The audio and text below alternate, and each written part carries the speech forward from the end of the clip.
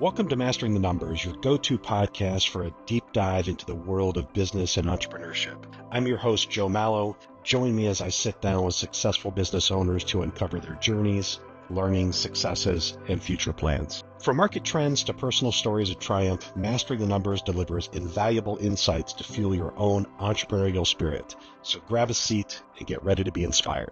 Hello, everyone. Welcome back to Mastering the Numbers. I am Joe Mallow with Lead Edge Consulting Group. We're powered by Focal Point Business and Executive Coaching.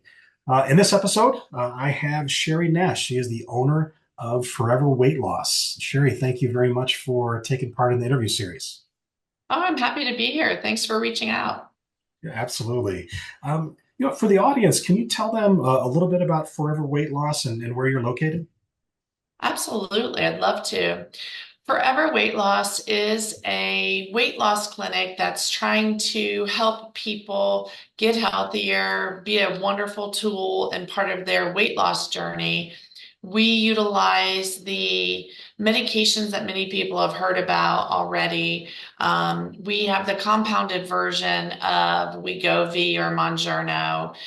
They're once a week injections that people can take. I'll teach them how to do it.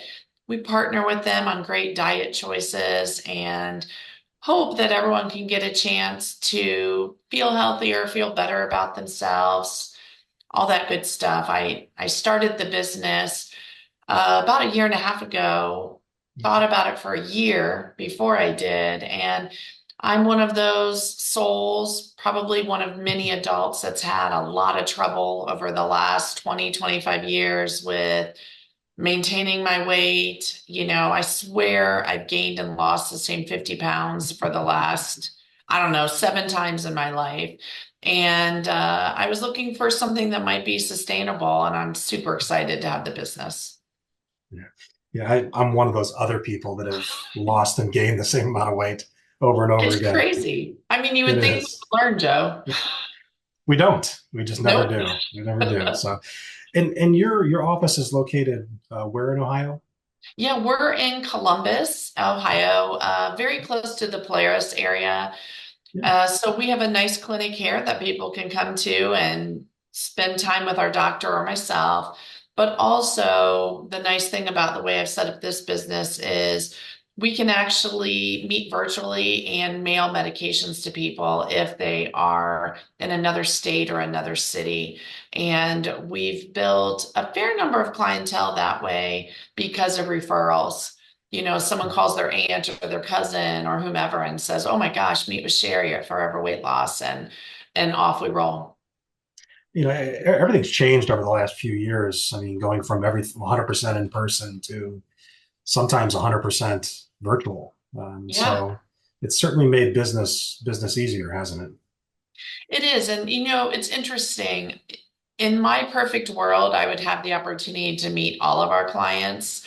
For me, it's so personal, and I understand the scenario. And so I'm very personal, and let's be transparent and make it happen. But for those people that don't have the time or they can't, I love the fact that we have another way to connect, and I can Yeah, follow up with them. It's shocking how many people don't want to speak on the phone even anymore. They all want to right. text. Well, that's true. But I always like that at the very least you can see someone face to face on Yeah, the computer. agreed. So, and this isn't your first company that you started. So we were talking about earlier. You're somewhat of a serial entrepreneur, right? Some people keep telling me that. So great. We're looking forward to hearing some good insight. So what prompted you to start this business after selling off your previous business? Well, I'll start with I wasn't smart enough to sell Temperature Pro before I started this business. So that might be one thing I would potentially rethink in the future. I came from a family of entrepreneurs, and even my career after college and living the dream as a young person without a family, I quickly realized, Joe, that I was not the person that should be tied down with lots of supervision and lots of bosses. I did very well. Give me a project and leave me alone. Right. And so no matter what was happening in my world, um, even my bosses would say to me, Sheri, you're not cut out for this. You need to go figure out your thing down the road. Not that they ever let me go. I performed and did all the right things, but I just think they knew in their heart that I had a different pathway. Right. So you're meant to be a business owner, I think which is so, good. probably. Yeah. Yeah. And watching my family, that it felt like it was the right thing to do. Yeah. Well, we need people like you out there starting businesses all over the place. So good. Well, what would have been some of the biggest struggles or challenges you've had to overcome? Whether it's with this business or whether it's previous businesses, either one. It's sorry for the stutter. Earlier today, I was literally talking to one of my friends that's also a business owner, and he and I had an exchange about both of our businesses. We sort of support each other through a few different things. And the thing that we both sort of came upon briefly for what's the next steps in our business journey is that we need maybe even a little more courage to make those next best moves, because as much as we all want to be a business owner or succeed, it is a jump and it takes a lot of nerve. And that's the thing that I think courage is a big thing. Go for it. Believe in yourself. Yeah. Make the decision and be ready to pivot. It's going to happen. You're going to have bumps, and just hold on for the ride is a huge, huge Yeah. thing. Also, I think one of the big things that's a win and can be a big challenge for so many of us is understanding cash flow. Everybody loves to talk about revenue and their top line and all of, how well they're doing, but it doesn't really matter what you're bringing in if you don't have the cash flow to hold on to it. And Right. what of that top line revenue are you holding on to? What's really in Right. your pocket at the end of the Right. day? The rest sort of is almost like vanity, if you will. Right. Exactly. Is there anything that you would do differently in starting your business or growing it over the last year? Not a different business, but just this business. Specifically for this business, I made a couple of errors right out of the gate, which truthfully, I look back at it and I chuckle. I really want to roll my eyes at my own self because I made the same errors with my previous business. Yeah. So I am what you might call a slow learner. I felt and was so confident that we were going to succeed out of the gate that I immediately hired two people to work for me full time before I've even opened the doors. And I look back at that and I think everything I just told you is a big deal. I did it wrong times two. You know, make sure you have the clientele, make sure you've got everything in order. Is your marketing ready? We have this sense of as soon as I say I'm open, all of a sudden the whole world is going to be calling you because you have the Yeah. best business idea in the world. And now I've done it twice. I truly felt, oh my gosh, this is my big opening day. It's going to be amazing. And nobody has any idea who you are. And so I had to pivot quickly and made some changes. One of the women that I had hired, she and I decided we weren't the best fit for each other. She had a different idea than my vision. And the other one moved on to, a different role elsewhere. But it's shocking that that was a mistake I've made twice, hurt my cash flow, didn't help my profitability. And then for me, Joe, I then had somebody's success, their family, their financial viability on my shoulders, Right. which I take really, really seriously. So it just like tripled any kind of stress I had. And I don't know why I did it twice, but I did. And I think we all think it's going to be amazing immediately. And you kind Yeah. of forget the ramp up period. Yeah. I've heard that before. So, tell you what, next before you start your next business, call me. Yes, 100%. Or just maybe text me every year and a half Yeah, or so and say, hey, Cher, there you don't move go. here immediately. I will. I will. So, how long did it take before you started the business? No, like you said, nobody knows about you yet. How long did it take before you started getting a more steady flow of clients coming in? It was 90 days when I felt as though, okay, my business model is going to work, Yeah, but by no means could I call it a steady flow. yeah, What I did notice was that we were starting to get some interactions on our ads. We were starting to get some people talking about us on social media, or they were finally giving us likes to our posts, right. which typically doesn't mean very much, but at least I was being seen someplace within the algorithm. Yeah, It probably was not 6 months until I felt that I could turn to my husband, who, God bless him, supports me on every one of my wackadoo ideas. 6 months in, I turned to him and I said, we're going to be okay. This is going to yeah, work and it's going to change the what I'm doing with my time, and it'll be profitable eventually. Not today, but it will be right. profitable and it's going to bring joy to everyone. Yeah. Yeah, I'm assuming that was a great feeling for both of you in that moment. Yeah, 100%. And, I'm so blessed with my husband because that crazy man thinks I can succeed at everything, even when I'm yelling at him in that wifely way and saying, you've lost your mind. How could you ever let me do this again? And he's like, you've got it. You're good. He's the most calm, supportive presence ever. But I can tell you where we were, what I was wearing, when I said we will be okay. It's imprinted upon my mind. Yeah. And, now we're a year later and I'm very grateful. So is your husband your biggest It's support person? ridiculous. Is it? Yeah.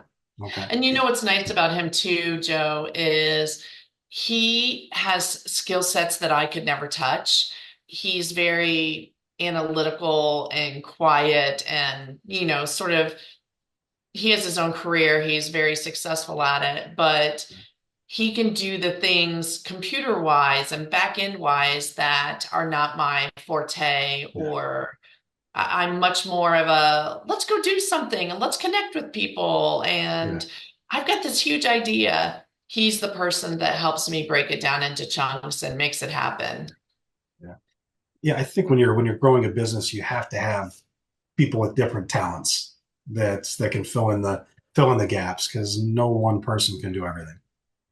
No, and that's probably the most shocking thing that I've learned, and that I often wish I understood it better when my parents had their businesses and they didn't show it to me. And I know why they didn't as a parent. They never showed me the drama and the stress and the oh no's. But a part of me as a adult, full grown now, kind of looks back at it, and they're in heaven now, but I look back at it and I kind of want to ask them, what the heck? And maybe I could have Yeah. skipped some of my roadblocks if I had understood this is normal Yeah. and these are the problems. But I 100% have so many people I've learned to count on, and I learned for sure the value of outsourcing. Well, 100%. You need to Mhm. outsource or delegate to grow. I, Yeah. I say it all the time. So, what are some common misconceptions you hear from friends or family or people you run into about owning a business? I think they think I have all the time in the world and tons of flexibility. I Yeah. love that you're chuckling. What they don't see is that I'm working often from 10 p.m. until 12:30 a.m. because family time's over. I didn't get the stuff done. I also think that they think that we are making a ton of money right away. Yeah. So, it's the, oh, you're a business owner, you're rolling in it type of mindset, I think I'll say. So, those are two things. While I might look super flexible and by owning a business and running it, I can step out and go to practices and doctor's appointments and I can do all of that. But someplace along the line, I have to make up for that too. Yeah, for sure.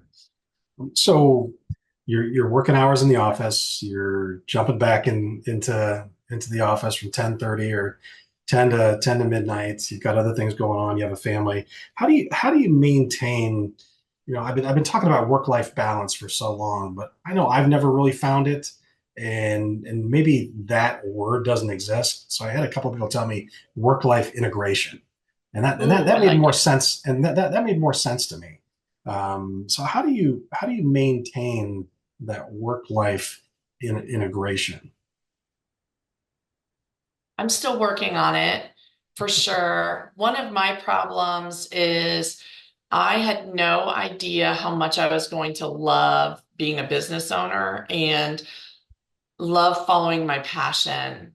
And so I think we have we have six kids and I have three at home still.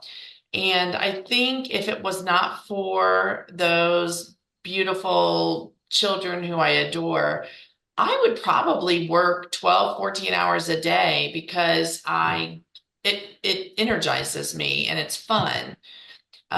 What I've learned though is I'm not very good at integrating, to use your word, the time frames during the day or during the week. So we've become masters at long weekends with the family, or I make sure that we do some kind of vacation 3, 5 times a year. And it's not fancy, it's not crazy, but it's everybody put your phones down. We're going to go do this, we're going to go do that.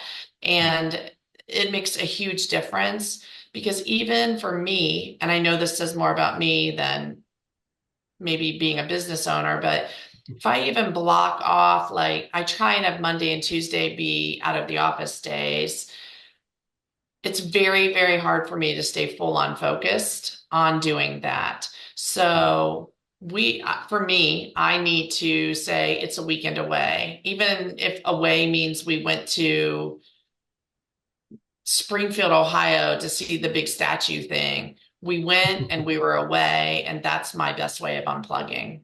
That's probably sounds crazy to you, but that's how I do it. No, it doesn't. Little long weekend trips are how we get by as a family as well. We spend tons of time with lacrosse during the summer, and then about right now, we finally free up on the weekends so we can get away. So it makes sense to me. Yeah, So it's wonderful. And yeah. our youngest is 13 now, and they've hit that age where I'm pretty cool and they want me around, but they're not that interested in my full interaction with them all the time. That I'm like, guys, let's play cards or you want to go swimming? They kind of look at me with that panicked expression of, is she really going to make me do this right now? You know what I mean? Because they have their own things Yeah, too. So I kind of, I you do. feed it all in there. Yeah, I've been there as well with our kids.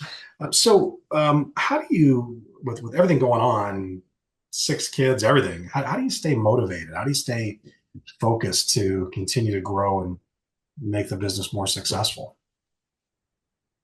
For me, it is all about setting my kids up for success down the road and giving them a hand up.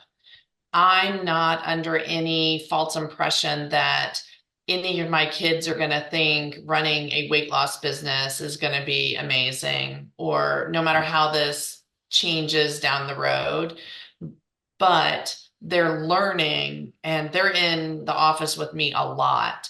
They're learning the steps to being an entrepreneur, or they're seeing the things that I'm doing that whether you're a business owner or work for someone down the road, they matter.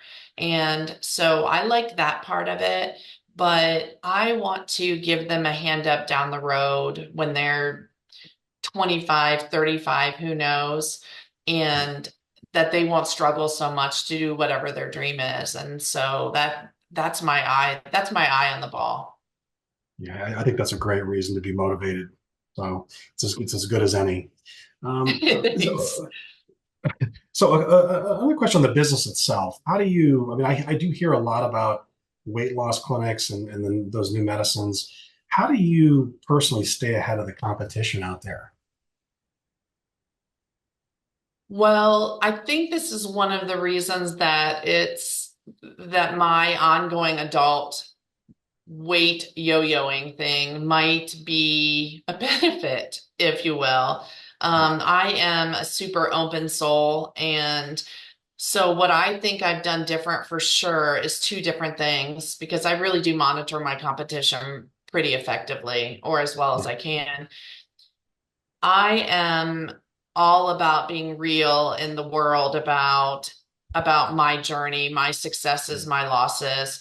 And so all over the internet, LinkedIn, Facebook, YouTube, there's videos of me right now talking about how, I ate half a family size bag of M&Ms the other day, and that's okay. And this is what I'm going to do about it. And if you've ever done that, call me because I've got a tool to Yeah. help you. Yeah. And so I am who I am and I make it real. And I think that's a big thing. The other thing that I hope and think is different about me and my clinic, our clinic, is that who you're talking to right now is 1,000% the vibe of everything I've ever built. This is, if you were with my old business and you were a client calling in, you'd hear me saying ridiculous things like, hey, it's so great to hear you. Your voice is super, and just ridiculous concepts. And I do that. It's just who I am. And I think that has made a huge difference because people are coming to talk about uncomfortable things. Nobody is proud Yeah. of where we're at if you're coming to see me with my problems. So it's just real. Let's be human and do this together. And I think that's very different. It has really helped me from a referral standpoint. Yeah. I think people gravitate towards others that are real or who are genuine. So so you have that, which is great. So Thank you. the business itself, where do you see it in the next 12 to 36 months? At first, I thought you were going to say 12 to 36 years, and I was going to say I am going to be on the beach. Yeah. So I think, well, my goal, I have it all written down. And, I was told many, many years ago, write it down to make it happen. So 12 to 36 months, we will have expanded multiple times over. I will have expanded actually what we're doing and how we're working with clients. And, my hope is that we'll be able to expand it to a couple of other cities, the model we have, not just, hey, we have medicine, but the model we have. And Yeah. essentially, I've made a big difference for people. Yeah, great. What's some of the best along the way? What's some of the best business advice anybody's ever given you? How dare you stump me? Let's see. I had to do it eventually. Yeah, what the heck? I was We, trying. um, I have had people tell me, and I followed it very effectively, is don't be too proud to ask for help. And don't be too proud to reach out to those people you're developing relationships with and get real. And I will tell you, within the last year and a half, I had to take that advice and I held off on doing it. But I finally reached out to two people that I know from business. They weren't lifelong friends, they were, I would call them good business friends. And I got real honest with some of the struggles I was experiencing. And first, I said, let me tell you my emotions about this, and then we're going to dig in. So they let me Yeah. spout off my dramatic, oh my gosh, this is going to be horrifying. They let me do all of that. And literally, and then this gentleman said to me, are you ready now? And I laughed. I said, let's go. And God bless these people just because they had faith in me and I've developed a relationship. They truly spent 6 or 8 weeks meeting with me regularly and helped to normalize where I was, figured it out, made a Yeah. plan, and I asked for help, and that's okay. Yeah, I think you have to. I read an article about 2 months ago. I can't remember who the author it was, but it was the top 15 reasons why small business owners fail. And the top 10 in some form or way had to do with being too proud to ask for help. It's And hard. it is. It is. It's You don't want hard. anybody to know. Right. And you always have to put a certain face on and all of that. But I'm very grateful, and this piece is for sure from my parents, that your network is everything. And I'm very grateful I was given the gift of gab, if you will. And so I was able to develop relationships with people that I trust and was willing to say, hey, I've got a couple real problems happening. Where do I go from here? And in my heart, I believe thoroughly that not a word was mentioned to anyone other than let's get going. Yeah. And I would do the same thing for someone else if they needed it. Yeah. Yeah. I would tell everybody out there listening, if you're stuck or you're trying to get to the next level, ask for help. You'll be amazed. So final question for you. What advice would you personally give to somebody who wants to start a business? They're right on the edge of starting it, but they can't get themselves over the hump to start it. I would make sure that they have the support of family, spouse, whomever, because it's always going to be more than you think. And then I would tell them to go for it and have very significant ability to pivot and have already thought about the what if this doesn't work? What's your next idea? Probably the smarter way of saying it is have plan B and plan C to keep your dream Yes. going. Yeah, that's great advice. Sheri, listen, I really, really appreciate you being on the interview series today. It was great to hear about Forever Weight Loss. If somebody out there is listening and they want to get in touch with you, what's the best way to do it?